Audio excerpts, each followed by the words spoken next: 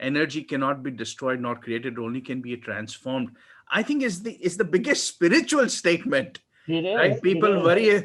People ask me sometimes, do spirituality and science go together? Well, this is, science is about truth and spirituality is about truth.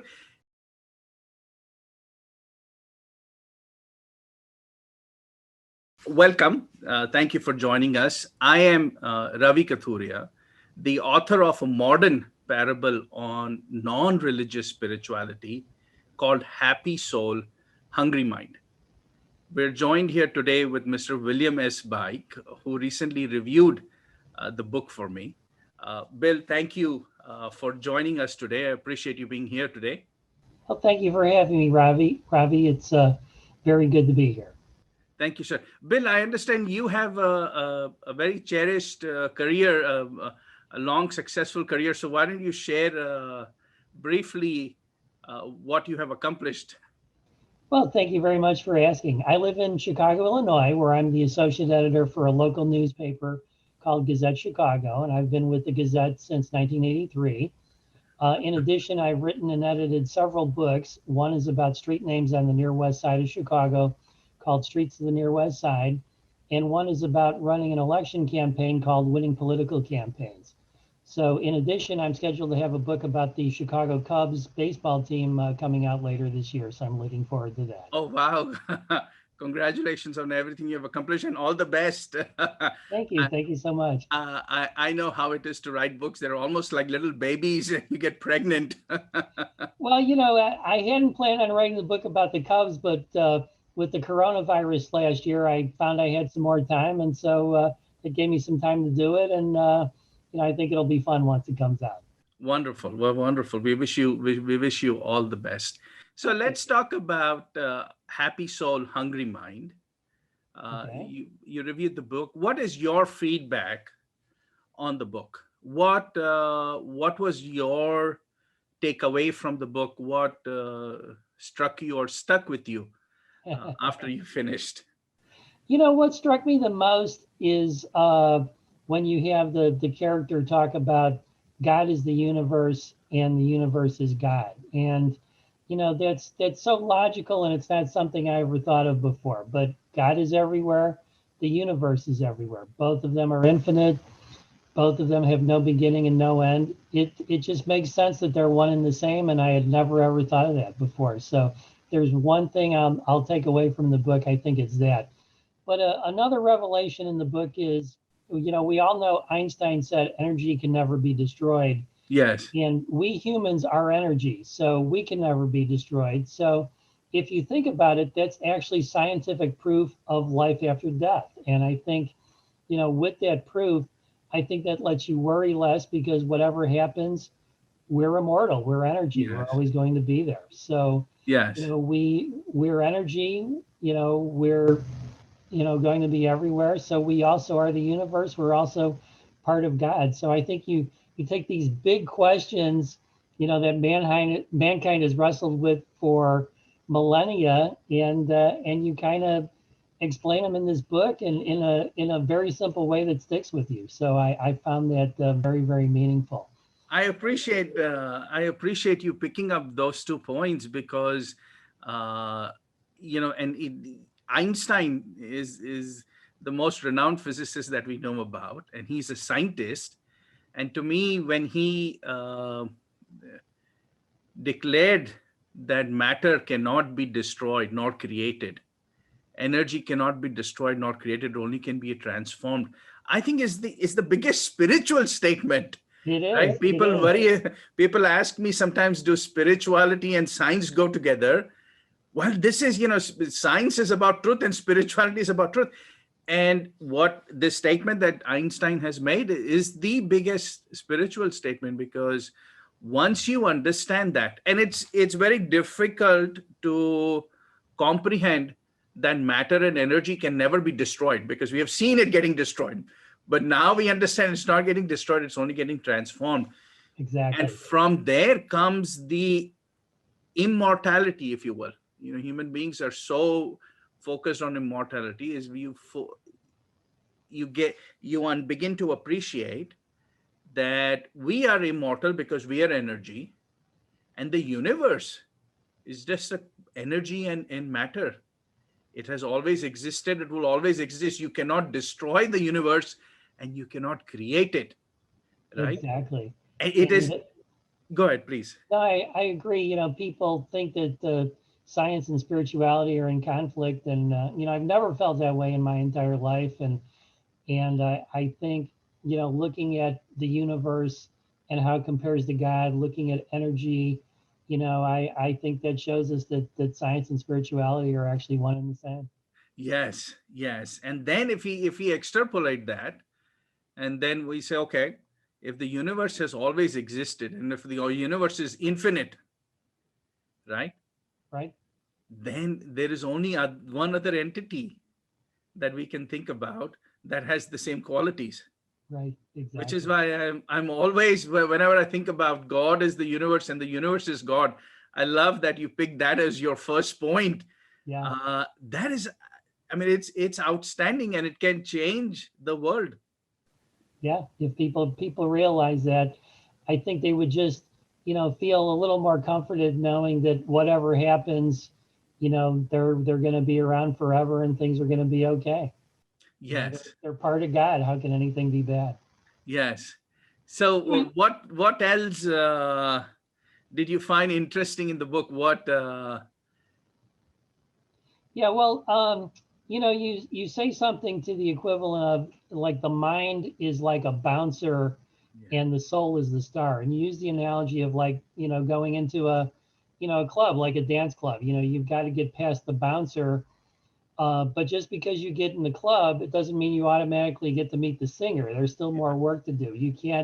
But you can't do that work until you get past the bouncer. So, the mind, is like the bouncer, and it's different than the soul. And so, the mind deals with material things on this plane, but you've got to get past that.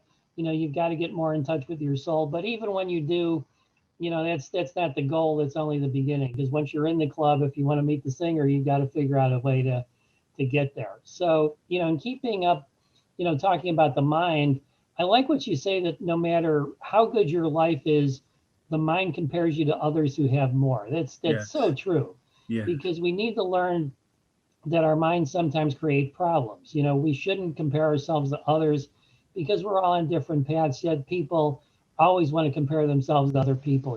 This person has more money, this person, has a better girlfriend, whatever, this person has a better car. yes, But we're all on different paths, and it's only something that our mind creates. The soul doesn't really care how much money we've got, what kind of car we have. So the book is a good reminder. You say in the book that when the mind is engaged, you know all we experience is the material world, both its pleasures and its woes. But when we get past the mind, we experience the soul and the spiritual bliss that it's capable of. That's just good advice. You mentioned too that some people say the world is merely a simulation, and we talked about Einstein before, and Shakespeare said yes, that too. Shakespeare said the world is a stage yeah, and the people in it merely players. So again, we do live in the material world. We've got to deal with it, but it's not the most important thing. Getting in touch with our soul is the most important thing. So, you say in the book, enjoy the world, but don't be addicted to it. It's a very good point. yeah, People think that they yeah, can't both enjoy the life of the mind and spiritual bliss, but they're not in conflict. Your mind enjoys the world, your yes, soul enjoys the bliss. So it's yes. it's like having comfortable shoes and a comfortable shirt. You can have both. They're not in conflict. Yes, yes. No, absolutely. Thank you for picking up these points. I love listening to them. This is this is this is wonderful, because the points that you make, that you have honed on are really important points, and we become trapped by our own mind, Right. right? And we have to understand that the mind is very important. We need the mind Absolutely. to interact with the material world, but the but that is the purpose of the mind, and there is a dimension that exists beyond the mind, and Exactly. that is the spiritual dimension that exists in all of us. right? It exists in all of us, and but most of us are not tapping into it. Exactly. It's like we Exactly. all have the ability to swim, but only few of us actually go through and learn swimming, right? Everyone can Yeah. swim. And few of us actually, if we're in the lake, few of us actually get to the center of the lake either. So, Yes. once we're in the water, we're not done. We've got more to do. We got more to, yes, yes. And so, this part about quieting the mind, and when we quiet the mind, and then this energy which is within us, this permanent, everlasting energy that is there in all of us, we call it the spirit or the soul Right. or the Atma, whatever name, we begin to experience that.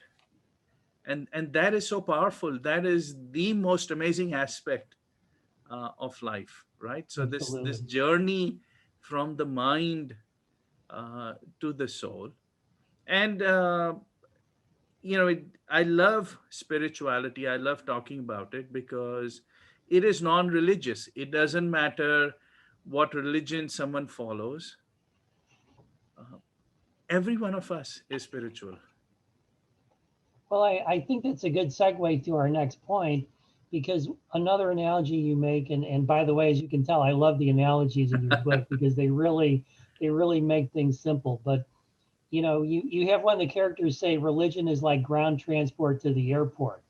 And so that means religion is not the end, it's the means. So once you reach the airport, once you reach your soul, you don't really need the means of transport, which is Yes, religion anymore. yes, So yes, religion is not spirituality. And I think that more and more people are realizing that as more and more people describe themselves as spiritual instead of religious. yes, And the modern polls show that people do not really get involved with organized religion to the extent that they used to in the past, yet they all feel that they're spiritual. So I think whether they've read your book or not, I think more and more people are understanding this. Some religions put down materialism, but again, like we talked about before, you say enjoying the material world and spiritual bliss can coexist.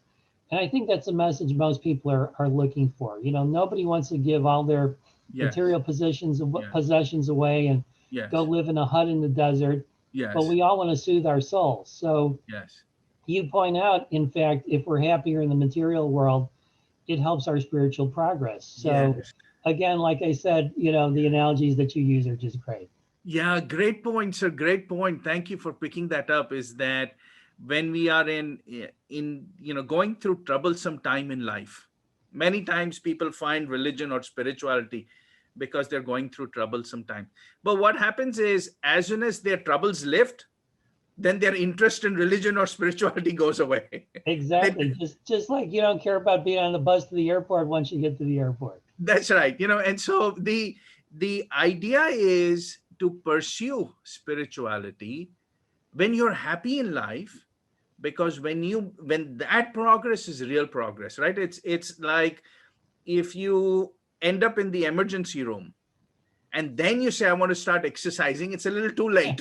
Exactly. The first Exactly. thing you need to do is stabilize yourself and get yourself out of the emergency room. The best time to exercise is not when you're sick, is when you're healthy. Exactly. And so spirituality is the same thing, is that if we we and I love the points that have resonated with you, because you're absolutely right. We do not have to retire to the Himalayas. We are very blessed to have very comfortable lives in the modern era, right? We don't have Yes. to go Yes. grow our food or bring our own water, right? Everything is available. We walk into a grocery store and we have all the food we need, right? At least most of us who are living in developed countries, right? We don't have to walk 20 miles to bring water. And so, given all of this, we don't have to give up all our comforts and go sleep on a rock bed. We can sleep in our comfortable bed, because comfort has nothing to do with spirituality. Right. Spirituality is about quieting the mind. If we quiet the mind, the soul will shine through. It is natural, it is automatic, it has no choice. Like the sun will shine through if the clouds depart. right? I think we all want to quiet our minds these days. It's a busy world, and so I think that's a good message. Yes. No, thank you, sir. I appreciate the feedback that you have given, the points that you have picked. This is music for me to hear. Did no, thank you. Did you like the style? I ask people this, because the book is a conversation between Travis and Rishi and back and forth, and sometimes it's a little contentious. They have their own challenges. Is that a good style? I mean, or should it have been a plain? Most spiritual books are very straight, Jackie. There Yeah. is not really much discussion or debate going on. But this book is written as a conversation. Yeah, I think that's actually why the book works, because it's a conversation between two characters. It doesn't come off like a lecture. I don't think anybody wants a lecture. We had plenty of those in school, and Yes. we get them, from our bosses and whatever. So I don't think anybody wants a lecture anymore. So it's two friends talking, but you know what? As the reader, you're the third friend. You're not saying anything, Yes. but you're part of the conversation. You're learning. So I think it's a great construction. And if it had just been a lecture, I don't think it would have worked. But I think the conversation with the two friends, like I said, you're the third friend as the reader, and that's pretty nice. I appreciate that feedback because I have wondered about that. I like to write stories Yeah. because it helps. I say this is that the backdrop of a story allows you to test the concepts much more thoroughly, right? Yeah. Because if you're just writing about the concepts and there is no challenging voice, nothing to challenge it, you can write whatever, right? Right. You've got the two characters, and the one is kind of telling the other, about these things, but the second character doesn't just automatically accept it. He does argue a little bit. So I Yes. think, again, if you're reading the book and you feel some of the same things that the character feels, and you're arguing too, you don't have to do it in a vacuum, because the character is doing it for you. Yes, yes, no, absolutely. I love everything you have shared.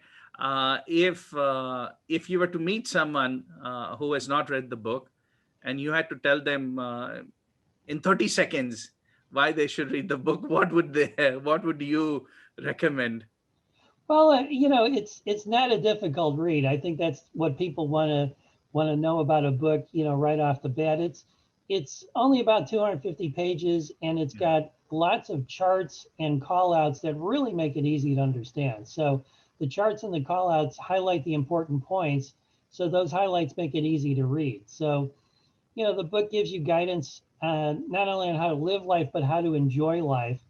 And so many people aren't enjoying their lives these days, even though, like you say, materially, we're doing better in the developed world than anybody in history ever has. So, but a lot of people aren't enjoying their lives. We see, what a conflict there is between people these days. So I think the book can be helpful, and I think people need something like that.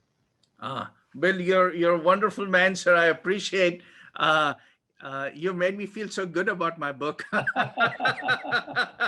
Well, thank you for having me on this broadcast today. I very much appreciate it, and as you can tell, I enjoyed the book very much, and I intend to refer to it in the future as well. Thank you, sir. Thank you so much for joining us. Appreciate it. Okay. Okay. Goodbye now. Goodbye.